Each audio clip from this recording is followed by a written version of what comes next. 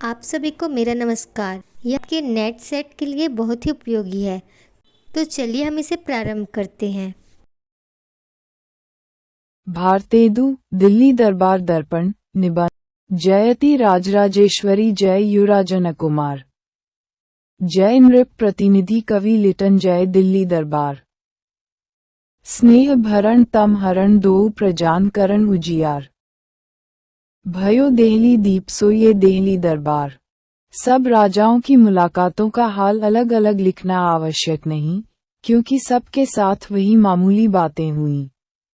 सब बड़े बड़े शासनाधिकारी राजाओं को एक एक रेशमी झंडा और सोने का तगमा मिला। झंडे अत्यंत सुंदर थे। पीतल के चमकीले मोटे मोटे डंडों पर राजराजेश्वरी का एक एक मुकुट बना था और एक एक पटरी लगी थी जिस पर झंडा पाने वाले राजा का नाम लिखा था, और फरहरे पर जो डंडे से लटकता था स्पष्ट रीति पर उनके शस्त्र आदि के चिन्ह बने हुए थे। झंडा और तगमा देने के समय श्रीयुत वायसराय ने हरेक राजा से ये वाक्य कहे, मैं श्रीमती महारानी की तरफ से यह झंडा खास आपके लिए देता हूँ, जो उनके हिंदुस्तान की राजराजेश्वरी की पदवी लेने का यादगार रहेगा। श्रीमती को भरोसा है कि जब कभी यह झंडा खुलेगा आपको उसे देखते ही केवल इस बात का ध्यान न होगा कि इंग्लिस्तान के राज्य के साथ आपके खैरखा राजसी घराने का कैसा दृढ़ संबंध है, वरन ये भी कि सरकार की यह बड़ी भारी इच्छा है कि आपके कुल को प्रतापी, प्रारब्धी और अचल देखे। मैं श्रीमती महारानी हिंदुस्तान की राजराजेश्वरी की आज्ञानुसार आपको ये तगमा भी पहनाता हूँ।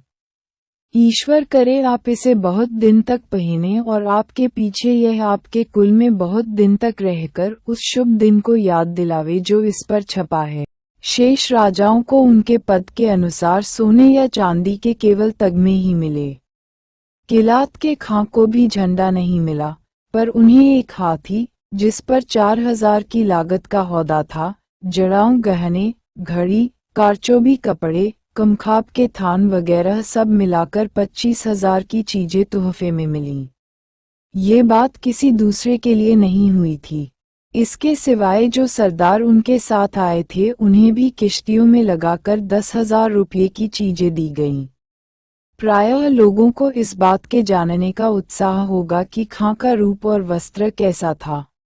निसंदेह जो कपड़ा खां पहने थे वह उनके साथियों से बहुत अच्छा था, तो भी उनकी या उनके किसी साथी की शोभा उन मुगलों से बढ़कर न थी जो बाजार में मेवा लिए घूमा करते हैं। हाँ, कुछ फर्क था तो इतना था कि लंबी गाभिन दाढ़ी के कारण खां साहिब का चेहरा बड़ा भयानक था। इन्हें झंडा न मिलने कारण ये समझना चाहिए कि यह बिल्कुल स्वतंत्र हैं। इन्हें आने और जाने के समय श्रीयुत वायसराय गलीचे के किनारे तक पहुंचा गए थे, पर बैठने के लिए इन्हें भी वायसराय के चबूतरे के नीचे वही कुर्सी मिली थी जो और राजाओं को। खां साहिब के मिजाज में रूखापन बहुत है। एक प्रतिष्ठित बंगाली इनके डेरे पर मुलाकात के लिए गए थे। खां ने पूछा, क्यों आए हो बाबू साहिब ने कहा, आपकी मुलाकात को। इस पर खां बोले कि अच्छा, आप हमको देख चुके और हम आपको, अब जाइए। बहुत से छोटे छोटे राजाओं की बोलचाल का ढंग भी, जिस समय वे वायसराय से मिलने आए थे, संक्षेप के साथ लिखने के योग्य है। कोई तो दूर ही से हाथ जोड़े आए, और दो एक ऐसे थे कि जब एडिकांग के बदन झुकाकर इशारा करने पर भी उन्होंने सलाम न किया तो एडिकांग ने पीठ पकड़कर उन्हें धीरे से झुका दिया। कोई बैठकर उठना जानते ही न थे, यहाँ तक कि एडिकांग को उठो कहना पड़ता था। कोई झंडा, तगमा, सलामी और खिताब पाने पर भी एक शब्द धन्यवाद का नहीं बोल सके, और कोई बेचारे इनमें से दो ही एक पदार्थ पाकर ऐसे प्रसन्न हुए कि श्रीयुत वायसराय पर अपनी जान और माल निछावर करने को तैयार थे। सबसे बड़े श्रीयुत वायसराय पर अपनी जान और माल निछावर करने को तैयार थे। सबसे बढ़कर बुद्धिमान हमें एक महात्मा देख पड़े जिनसे वायसराय ने कहा कि आपका नगर तो तीर्थ गिना जाता है। पर हम आशा करते हैं कि आप इस समय नौ दिल्ली को भी तीर्थ ही के समान पाते हैं। इसके जवाब में वह बेधड़क बोल उठे कि यह जगह तो सब तीर्थों से बढ़कर है, जहां आप हमारे खुदा मौजूद हैं। नवाब लुहारू की भी अंग्रेजी में बातचीत सुनकर ऐसे बहुत कम लोग होंगे जिन्हें हंसी न आई हो। नवाब साहिब बोलते तो बड़े बेधड़क धड़ाके से थे, पर उसी के साथ कायदे और मुहावरे के भी खूब हाथ पांव तोड़ते थे।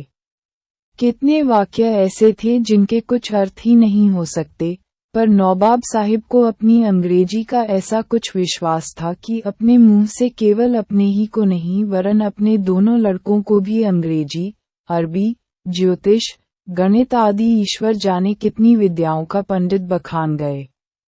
नवाब साहिब ने कहा कि हमने और रईसों की तरह अपनी उम्र खेल कूद में नहीं गंवाई वरन लड़कपन ही से विद्या के उपार्जन में चित लगाया और पूरे पंडित और कवि हुए। इसके सिवाय नवाब साहिब ने बहुत से राजभक्ति के वाक्य भी कहे। वायसराय ने उत्तर दिया कि हम आपकी अंग्रेजी विद्या पर इतना मुबारकबाद नहीं देते जितना अंग्रेजों के समान आपका चित्र होने के लिए। फिर नवाब साहिब ने कहा कि मैंने इस भारी अवसर के वर्णन में अरबी और फारसी का एक पद्य ग्रंथ बनाया है जिसे मैं चाहता हूं कि किसी समय श्रीयुत को सुनाऊं। श्रीयुत ने जवाब दिया कि मुझे भी कविता का बड़ा अनुराग है और मैं आपसे एक भाई कवि, ब्रदर पोएट, देखकर बहुत प्रसन्न हुआ और आपकी कविता सुनने के लिए कोई अवकाश का समय अवश्य निकालूंगा। 30 तारीख को सत्र के अंत में महारानी तंजौर वायसराय से मुलाकात को आए। ये ताश का सब वस्त्र पहने थीं और मुंह पर भी ताश का नकाब पड़ा हुआ था। इसके सिवाय उनके हाथ पांव दस्ताने और मोजे से ऐसे ढके थे कि सबके जी में उन्हें देखने की इच्छा ही रह गई। महारानी के साथ में उनके पति राजा सखाराम साहिब और 2 लड़कों के सिवाय उनकी अनुवादक मिसेस फर्थ भी थीं। महारानी ने पहले आकर वायसराय से हाथ मिलाया और अपनी कुर्सी पर बैठ गई। श्रीयुत वायसराय ने उनके दिल्ली आने पर अपनी प्रसन्नता प्रकट की और पूछा कि आपको इतनी भारी यात्रा में अधिक कष्ट तो नहीं हुआ।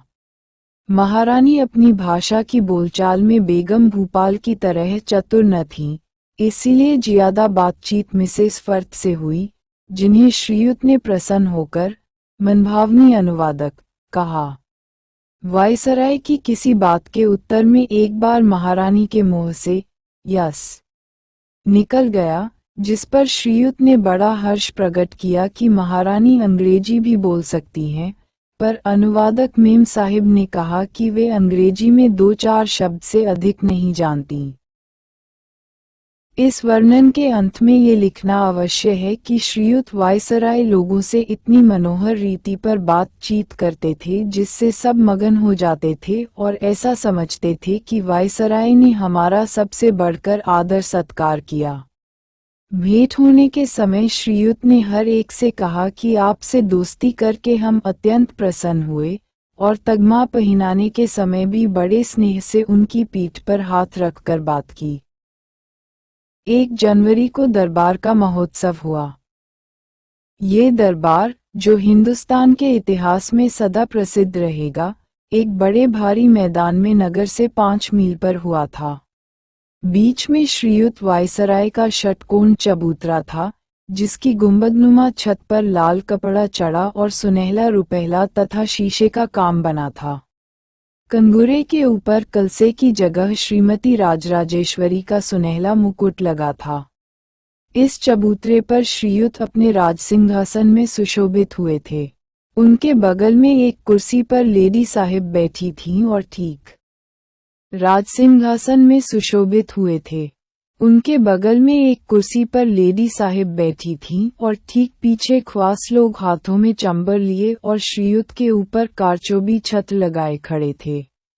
वायसराय के सिंहासन के दोनों तरफ 2 पेज, दामन बरदार, जिनमें एक श्रीयुत महाराज जम्बू का अत्यंत सुंदर सबसे छोटा राजकुमार और दूसरा कर्नल बन का पुत्र था, खड़े थे और उनके दाहिने बाएं और पीछे मुसाहिब और सेक्रेटरी लोग अपने अपने स्थानों पर खड़े थे। वायसराय के चबूतरे के ठीक सामने कुछ दूर पर उससे नीचा एक अर्धचंद्राकार चबूतरा था, जिस पर शासनाधिकारी राजा लोग और उनके मुसाहिब, मद्रास और बम्बई के गवर्नर, पंजाब, बंगाल और पश्चिमोत्तर देश के लेफ्टिनेंट गवर्नर और हिंदुस्तान के कमांडर इन चीफ अपने अपने अधिकारियों समेत सुशोभित थे। इस चबूतरे की छत बहुत सुंदर नीले रंग के साटन की थी, जिसके आगे लहरियादार छज्जा बहुत सजीला लगा था। लहरिये के बीच बीच में सुनहले काम के चांद तारे बने थे। राजाओं की कुर्सियां भी नीली साटन से मढ़ी थी और हर एक के सामने वे झंडे गड़े थे जो उन्हें वायसराय ने दिए थे, और पीछे अधिकारियों की कुर्सियां लगी थीं, जिन पर भी नीली साटन चढ़ी थीं। हर एक राजा के साथ एक भारी पॉलिटिकल अफसर भी था। इनके सिवाय गवर्नमेंट के भारी भारी अधिकारी भी यहीं बैठे थे। राजा लोग अपने अपने प्रांतों के अनुसार बैठाए गए थे, जिससे ऊपर नीचे बैठने का बखेड़ा बिल्कुल निकल गया था। सब मिलाकर 63 शासनाधिकारी राजाओं को इस चबूतरे पर जगह मिली थी, जिनके नाम नीचे लिखे हैं। महाराज अजयगढ़, बड़ौदा, बिजावर, भरतपुर, चरखारी, दतिया, ग्वालियर, इंदौर, जयपुर, जम्मू, जोधपुर, करौली, किशनगढ़, पन्ना, मैसूर, रीवा, उरखा, महाराणा उदयपुर, महाराव राजा अलवर, बूंदी, महाराज राणा भलावर, राणा धौलपुर, राजा विलासपुर, बमरा, बिरोदा, चंबा, छतरपुर, देवास, धार, फरीदकोट, जींद, खरोंद, कूचबिहार, मंडी, नाभा नाहन, राजपीपला, रतलाम, समथर, सुकेत, टिहरी, रावा जिगनी टोरी, नौवाब टोंक, पटौदी, मलेरकोटला, लुहारू, जूनागढ़, जौरा, दुजाना, बहावलपुर, जागीरदार अलीपुरा, बेगम भूपाल, निजाम हैदराबाद, सरदार कलसिया, ठाकुर साहिब भावनगर, मुरबी, पिपलोदा, जागीरदार पालदेव, मीर खैरपुर, महंत कोंटका, नंदगांव और जामनवानगर। वायसराय के सिंहासन के पीछे, परंतु राजसी चबूतरे की अपेक्षा उससे अधिक पास, धनुषखंड के आकार की श्रेणियां चबूतरों की ओर बनी थीं, जो 10 भागों में बांट दी गई थीं। इन पर आगे की तरफ थोड़ी सी कुर्सियां और पीछे सीढ़ीनुमा बेंचें लगी थीं, जिन पर नीला कपड़ा मढ़ा था। यहाँ ऐसे राजाओं को जिन्हें शासन का अधिकार नहीं है और दूसरे सरदारों, रईसों, समाचार पत्रों के संपादकों और यूरोपियन तथा हिंदुस्तानी अधिकारियों को, जो गवर्नमेंट के नेवते में आए थे या जिन्हें तमाशा देखने के लिए टिकट मिले थे, बैठने की जगह दी गई थी। ये 3000 के अनुमान होंगे। किलात के खां, गोवा के गवर्नर जनरल, विदेशी राजदूत, बाहरी राज्यों के प्रतिनिधि समाज और अन्य देश संबंध कांसल लोग की कुर्सियां भी श्रीयुत वायसराय के पीछे सरदारों और रईसों की चौकियों के आगे लगी थीं। दरबार की जगह दक्षिण तरफ 15,000 से ज्यादा सरकारी फौज हथियार बांधे लैस खड़ी थी, और उत्तर तरफ राजा लोगों की सजीली पलटने भांति भांति की वर्दी पहने और चित्र विचित्र शस्त्र धारण किए परा बंधे खड़ी थीं। इन सब की शोभा देखने से काम रखती थी। इसके सिवाय राजा लोगों के हाथियों के परे जिन पर सुनहली श्रमारियां कसी थीं और कारचोबी झूले पड़ी थीं, तोपों की कतारें, सवारों की नंगी तलवारों और भालों की चमक, फरहरों का उड़ना और 2 लाख के अनुमान तमाशा देखने वालों की भीड़ जो मैदान में डटी थी ऐसा समा दिखलाती थी जिसे देख जो जहां था वहीं हक्का बक्का हो खड़ा रह जाता था। वायसराय के सिंहासन के दोनों जिसे देख जो जहां था वहीं हक्का बक्का हो खड़ा रह जाता था। वायसराय के सिंहासन के दोनों तरफ हाईलैंडर लोगों का गार्ड आव आना और बाजे वाले थे, और शासनाधिकारी राजाओं के चबूतरे पर जाने के जो रास्ते बाहर की तरफ थे उनके दोनों ओर भी गार्ड आव आना खड़े थे। 11:15 बजे तक सब दरबारी लोग अपनी अपनी जगहों पर आ गए थे। ठीक 12 बजे श्रीयुत वायसराय की सवारी पहुंची और धनुषखंड आकार के चबूतरों की श्रेणियों के पास एक छोटे से खेमे के दरवाजे पर ठहरी। सवारी पहुंचते ही बिल्कुल फौज ने शास्त्रों से सलामी उतारी पर तोपें नहीं छोड़ी गई। खेमे में श्रीयुत ने जाकर स्टार ऑफ इंडिया के परम प्रतिष्ठित पद के ग्रांड मास्टर का वस्त्र धारण किया। यहाँ से श्रीयुत राजसी छत्र के तले अपने राजसिंहासन की ओर बढ़े। श्री लेडी लिटन श्रीयुत के साथ थीं और दोनों दामनबरदार बालक, जिनका हाल ऊपर लिखा गया है, पीछे दो तरफ से दामन उठाए हुए थे। श्रीयुत के आगे आगे उनके स्टाफ के अधिकारी लोग थे। श्रीयुत के चलते ही बंदीजन, हेरल्ड लोगों ने अपनी तुरहियां एक साथ मधुर रीति पर बजाई और फौजी बाजे से ग्रांड मार्च बजने लगा। जब श्रीयुत राजसिंहासन वाले मनोहर चबूतरे पर चढ़ने लगे तो ग्रांड मार्च का बाजा बंद हो गया और नेशनल एंथेम अर्थात गॉड सेव द क्वीन ईश्वर महारानी को चिरंजीवी रखे का बाजा बजने लगा और गार्ड्स ऑफ ऑनर ने प्रतिष्ठा के लिए अपने शस्त्र झुका दिए। ज्यों ही श्रीयुत राजसिंहासन पर सुशोभित हुए बाजे बंद हो गए और सब राजा महाराजा, जो वायसराय के आने के समय खड़े हो गए थे, बैठ गए। इसके पीछे श्रीयुत ने मुख्य बंदी, चीफ हेरल्ड, को आज्ञा की कि श्रीमती महारानी के राजराजेश्वरी की पदवी लेने के विषय में अंग्रेजी में राजाज्ञापत्र पढ़ो। यह आशा होते ही बंदीजनों ने, जो दो पांति में राज्य सिंहासन के चबूतरे के नीचे खड़े थे,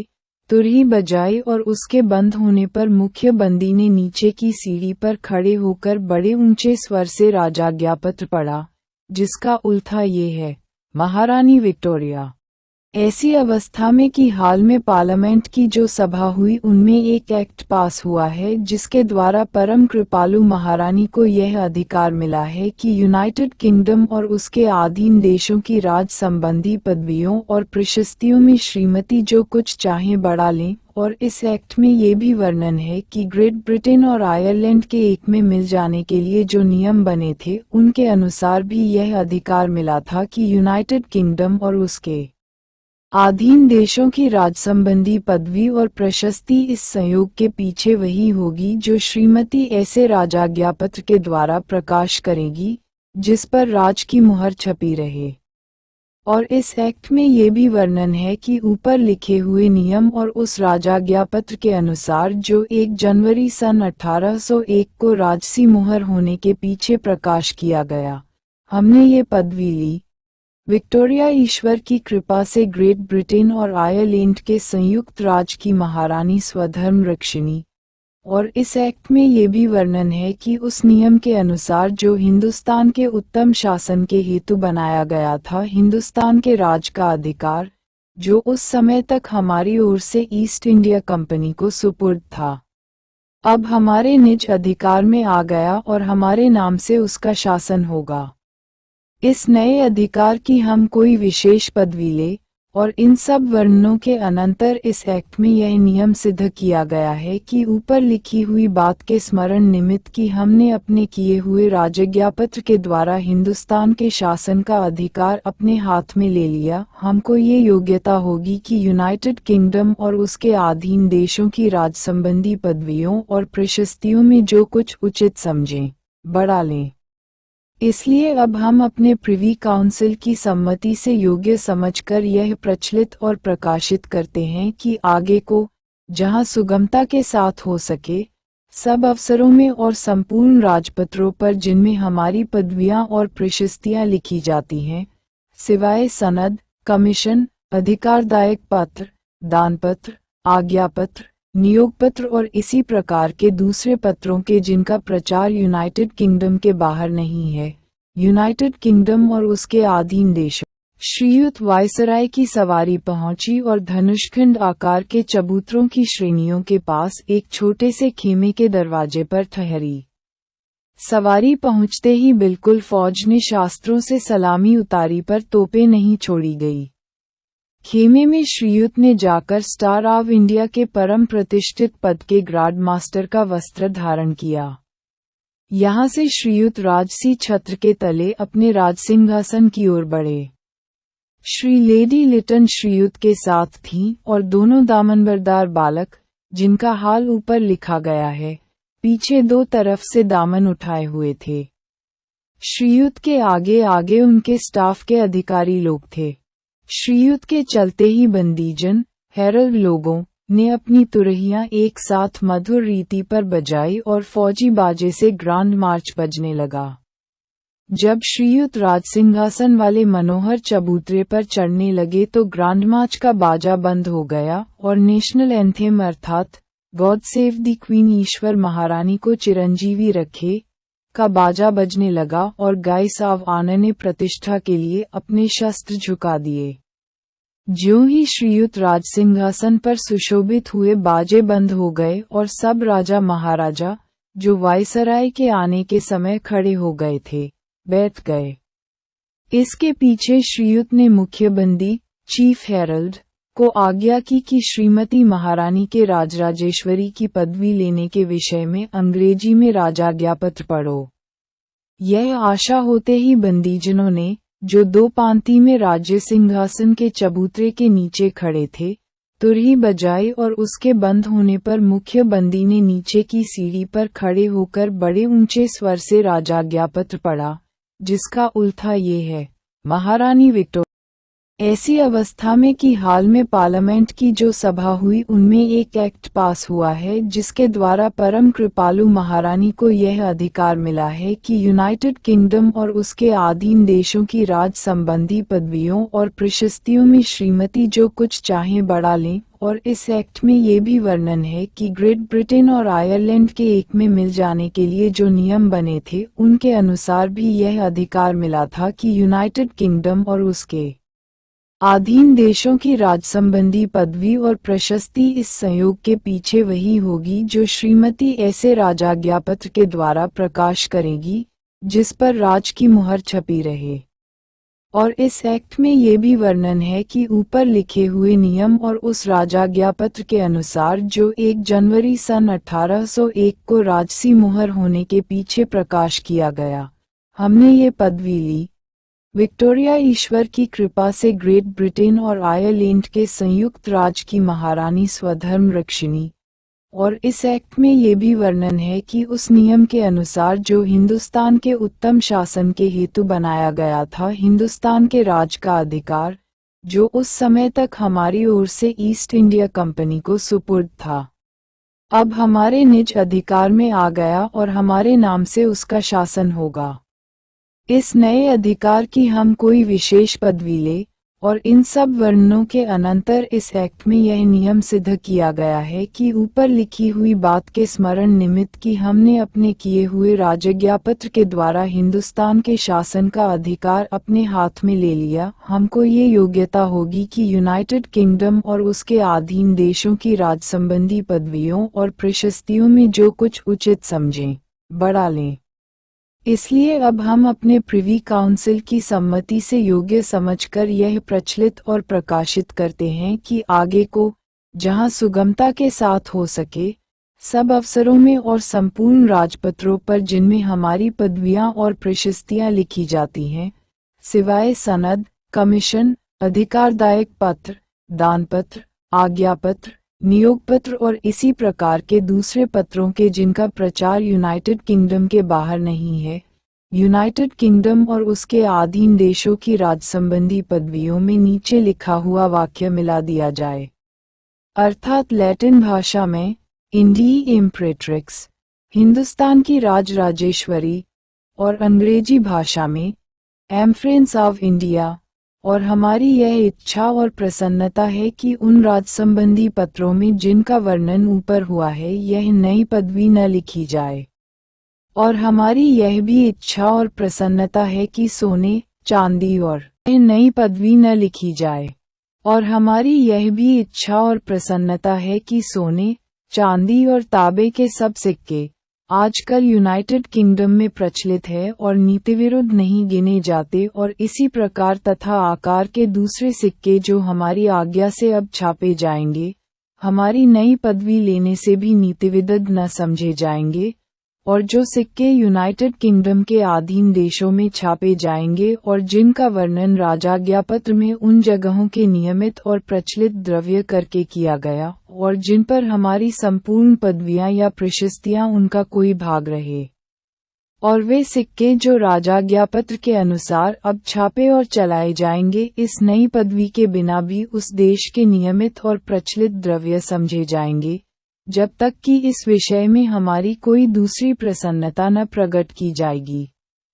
हमारी विंडसर को कचहरी से 28 अप्रैल को 1876 के सन में हमारे राज के 39वें बरस में प्रसिद्ध किया गया।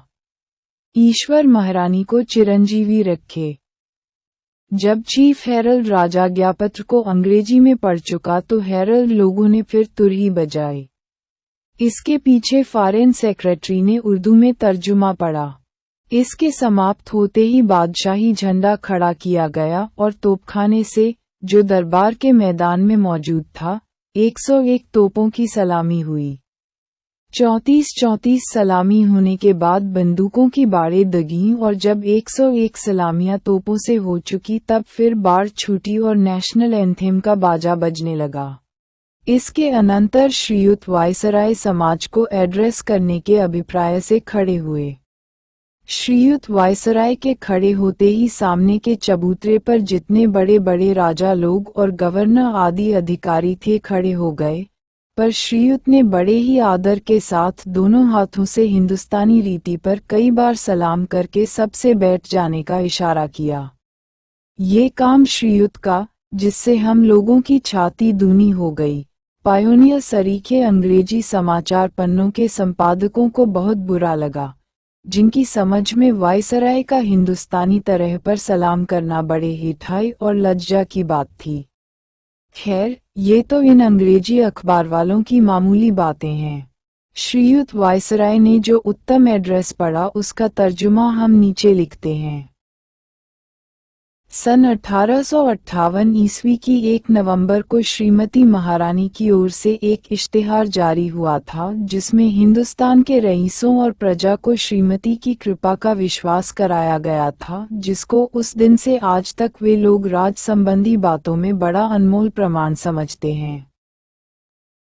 वे प्रतिज्ञा एक ऐसी महारानी की ओर से हुई थी जिन्होंने आज तक अपनी बात को कभी नहीं तोड़ा, इसलिए हमें अपने मुंह से फिर उनका निश्चय कराना व्यर्थ है।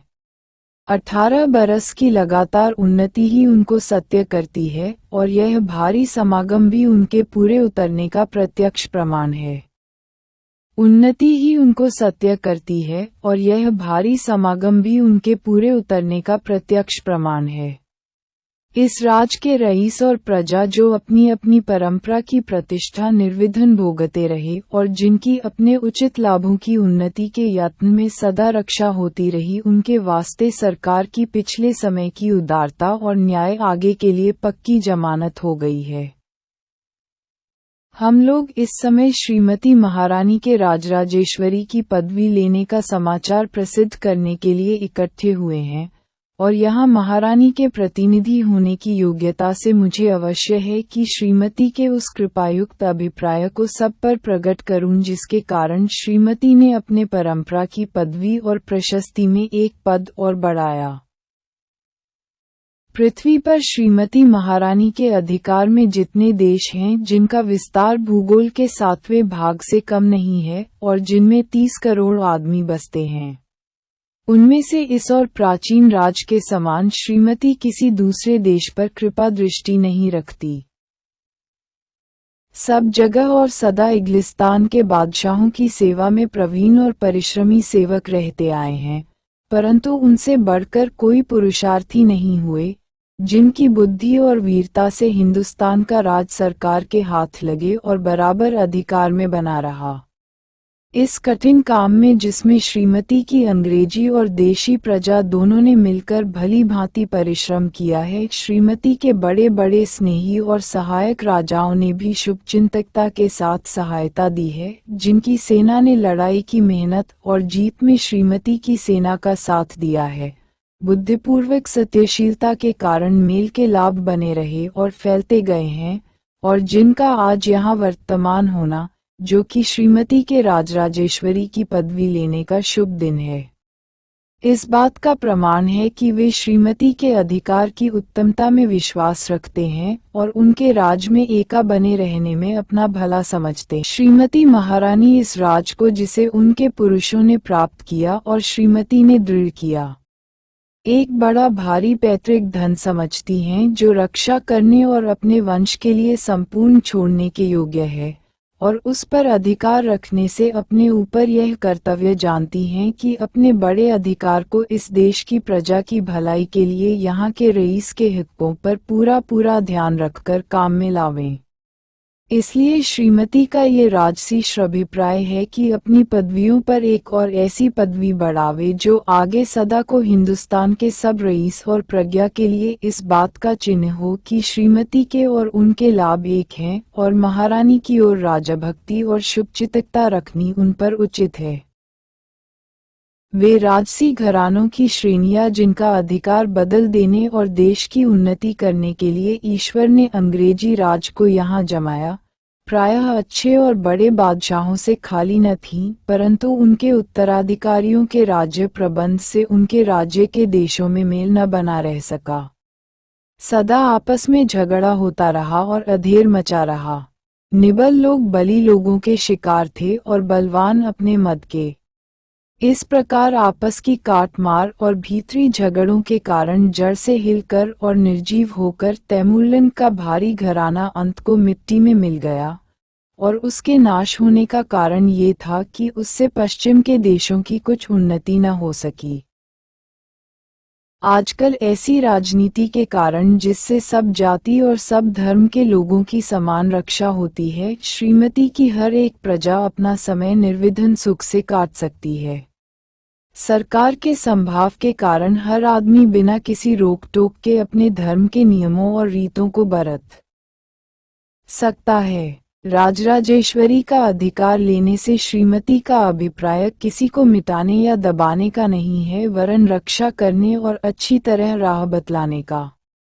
सारे देश की शीघ्र उन्नति और उसके सब प्रांतों की दिन पर दिन वृद्धि होने से अंग्रेजी राज के फल सब जगह प्रत्यक्ष देख पड़ते हैं।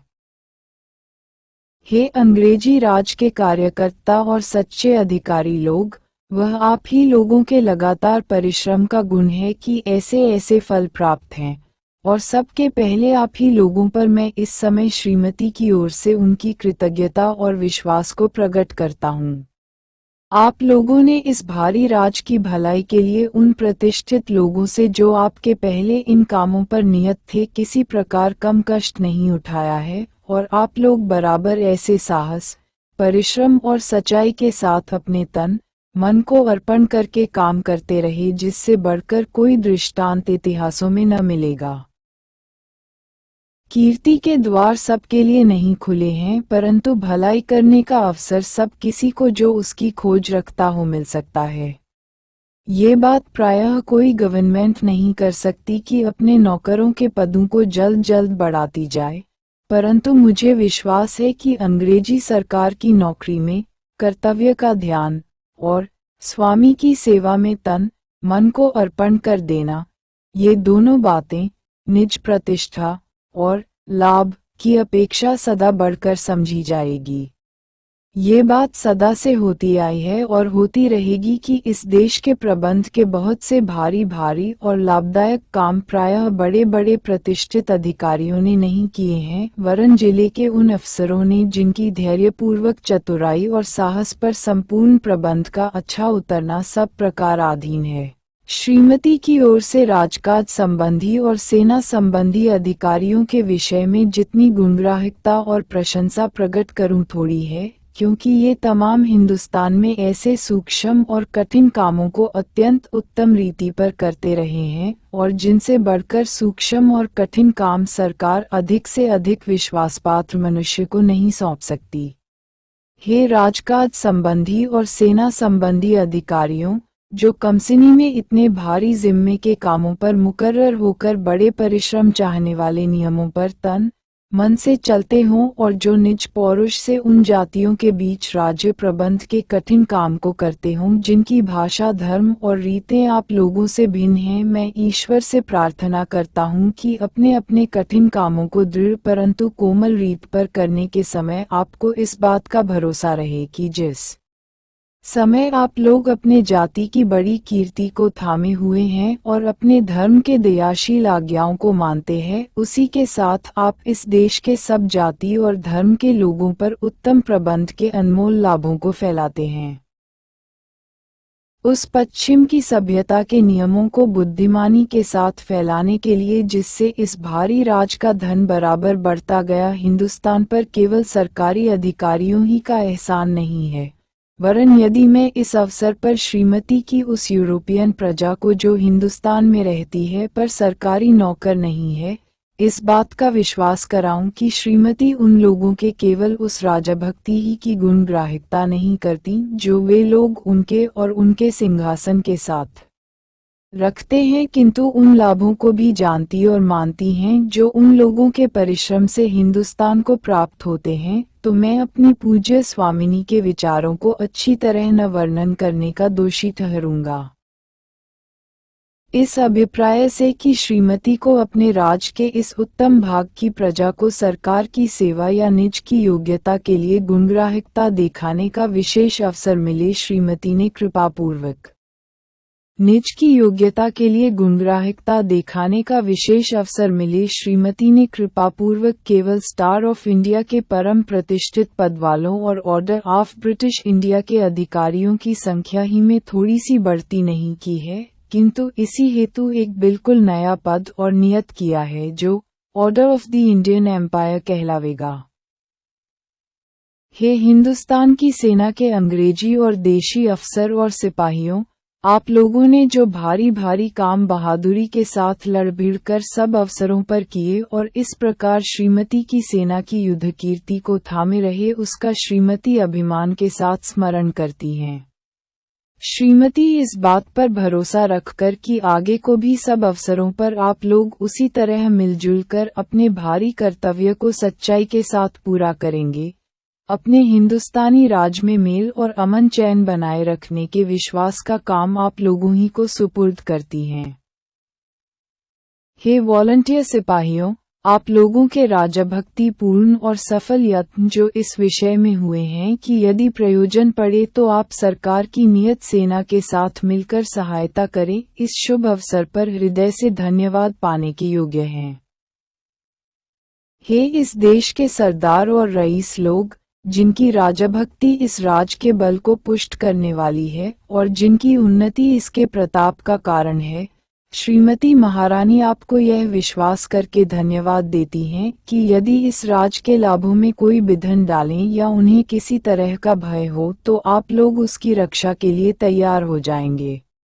मैं श्रीमती की ओर से उनके नाम से नौ दिल्ली आने के लिए आप लोगों का जी से स्वागत करता हूँ और इस बड़े अवसर पर आप लोगों के इकट्ठे होने को इंग्लिस्तान के राज सिंहासन की और आप लोगों की उस राजभक्ति का प्रत्यक्ष प्रमाण गिनता हूँ। और श्रीमान प्रिंस ऑफ वेल्स के इस देश में आने के समय आप लोगों ने दृढ़ रीत पर प्रकट की थी।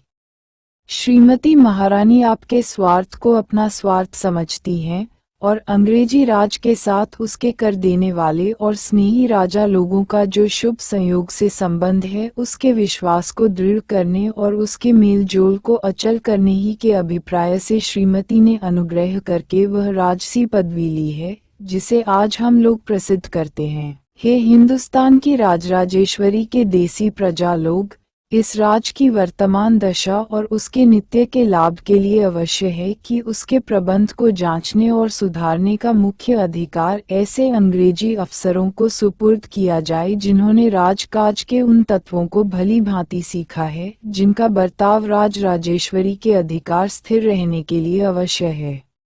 इन्हीं राजनीति जानने वाले लोगों के उत्तम प्रयत्न से हिंदुस्तान सभ्यता में दिन दिन बढ़ता जाता है और यही उसके राजकाज संबंधी महत्व का हेतु और नित्य बढ़ने वाली शक्ति का गुप्त कारण है। और इन्हीं लोगों के द्वारा पश्चिम देश का शिल्प, सभ्यता और विज्ञान, जिनके कारण आज दिन यूरोप लड़ाई और मेल दोनों में सबसे बढ़ चढ़ कर है। बहुत दिनों तक पूरब के देशों में वहां बालों के उपकार के लिए प्रचलित रहेगा। परंतु हे हिंदुस्तानी लोग, आप चाहे जिस जाति या मत के हों, यह निश्चय रखिए कि आप इस देश के प्रबंध में योग्यता के अनुसार अंग्रेजों के साथ भली भांति काम पाने के योग्य हैं, और ऐसा होना पूरा न्याय भी है। और इंग्लिस्तान तथा हिंदुस्तान के बड़े राजनीति जानने वाले लोग और महारानी की राजसी पार्लियामेंट व्यवस्थापकों ने बार बार इस बात को स्वीकार भी किया है। गवर्नमेंट ऑफ इंडिया ने भी इस बात को अपने सम्मान और राजनीति के सब अभिप्रायों के लिए अनुकूल होने के कारण माना है। इसलिए गवर्नमेंट ऑफ इंडिया इन बरसों में हिंदुस्तानियों लिए अनुकूल होने के कारण माना है। इसलिए गवर्नमेंट ऑफ इंडिया इन बरसों में हिंदुस्तानियों की कारगुजारी के ढंग में, मुख्यकर बड़े बड़े अधिकारियों के काम में पूरी उन्नति देखकर संतोष प्रकट करती है। इस बड़े राज्य का प्रबंध जिन लोगों के हाथ में सौंपा गया है, उनमें केवल बुद्धि ही के प्रबल होने की आवश्यकता नहीं है, वरन उत्तम आचरण और सामाजिक योग्यता की भी वैसी ही आवश्यकता है। इसलिए जो लोग कुल, पद और परंपरा के अधिकार के कारण आप लोगों में स्वाभाविक ही उत्तम है, उन्हें अपने को और संतान की केवल उस शिक्षा के द्वारा योग्य करना है जिससे कि वे श्रीमती महारानी अपनी राजराजेश्वरी की गवर्नमेंट की राजनीति के तत्वों को समझें और काम में ला सकें, और इस रीत से उन पदों के योग्य हों जिनके द्वार उनके लिए खुले हैं। राजभक्ति, धर्म, अपक्षपात, सत्य और साहस देश संबंधी मुख्य धर्म है, उनका सहज रीत पर बर्ताव करना आप लोगों के लिए बहुत आवश्यक है, और तब श्रीमती की गवर्नमेंट राज के प्रबंध में आप लोगों की सहायता बड़े आदर से अंगीकार करेगी,